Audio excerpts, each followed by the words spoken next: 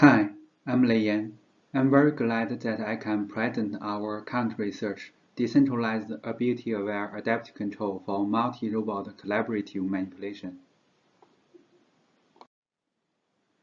The motivation of multi-agent collaboration comes from heavy payload manipulation, which is unfeasible for a single agent. Therefore, we want to have a multi-agent system which can work together and share the heavy payload. Further, for some complex tasks, we want each robot to have the ability to change their grasping point and reconfigure the formation of the team of robots. So, what's the challenges in multi-robot collaboration? First, we may have a heterogeneous multi-robot system, which means that different agents have different capability. Therefore, how can we allocate their payload according to the capability of each robot? Second, for the multi-robot system, there may be limited communication or no communication at all between each agent. Additionally, we will have uncertain system parameters, for example, the mass, inertia of the object, and the friction between the object and the environment. It will be very challenging for a multi-robot system to achieve accurate manipulation under this circumstance. To achieve such a multi-robot collaboration task, several decentralized and distributed controllers have been developed recently. For example, a decentralized adaptive controller has been designed for multi-mobile robot. However, they do not consider the control limit of each robot. Another admittance-based adaptive controller is used for multi-arm collaborative manipulation, which considers the workspace limit of each robot. Several distributed controllers have been developed for networked mobile robots with limited communication. However, now this decentralized controller considers the control limit of each robot, and all of them lack adaptation behavior with respect to the changes of the ability of other robots. So, how can we represent the ability of the robot? As human beings, the robot can also find the best configuration for specific tasks. For example, we can use force polytope to find the feasible contact position and contact force for legged robot. Based on force polytope, we can also analyze and improve the robustness for local manipulation tasks.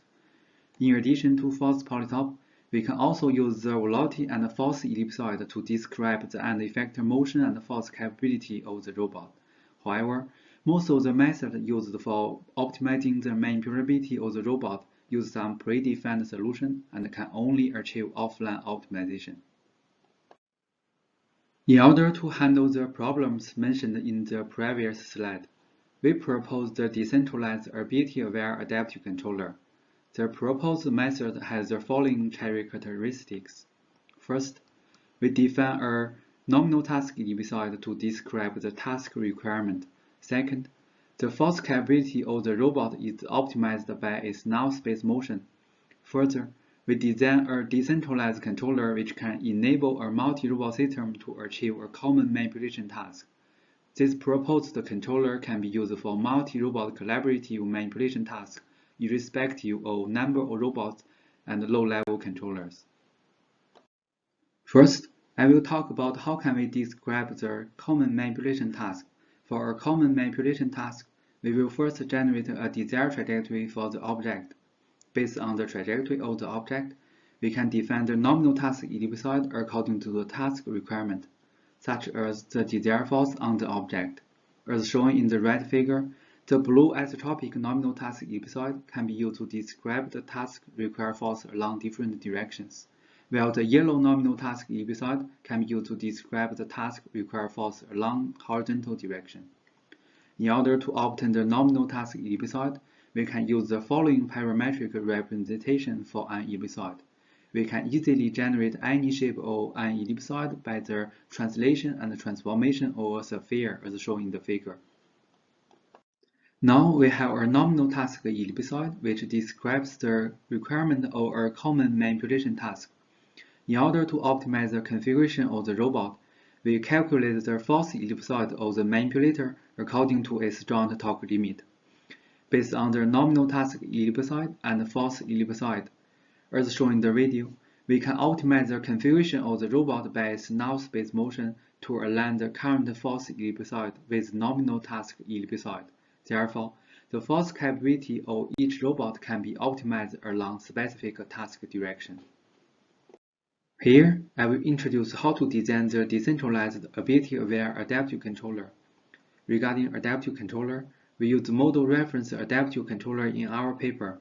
In this adaptive controller, we will have a reference model which describes the desired behavior of the object.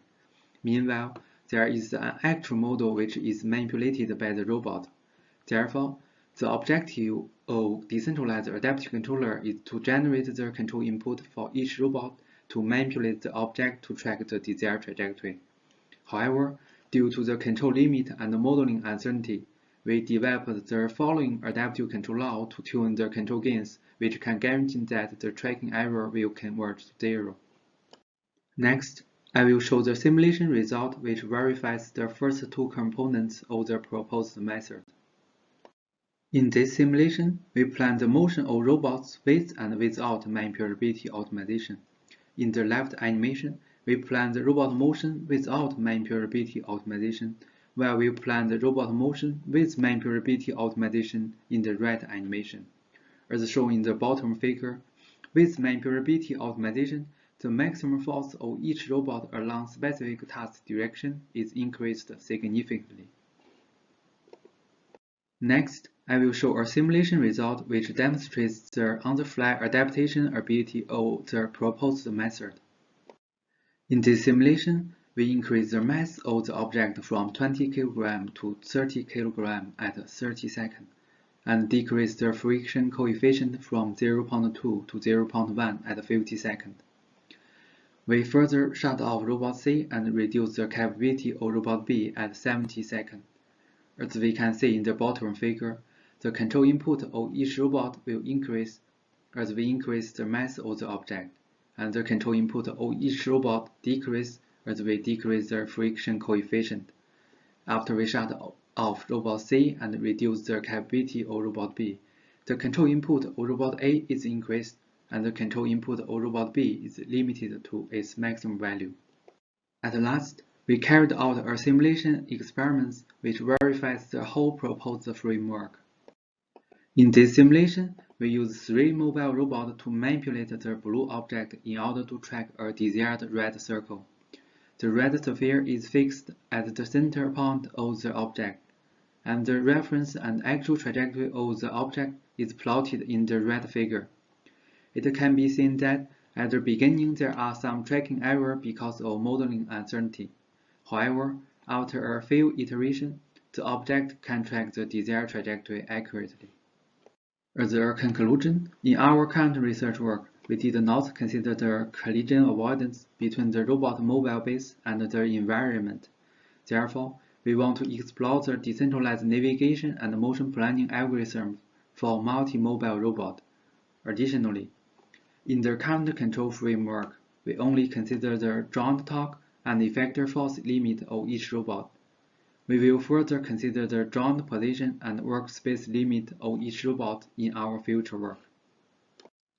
That's all my presentation. Thanks for your attention. Please contact us if you have any questions.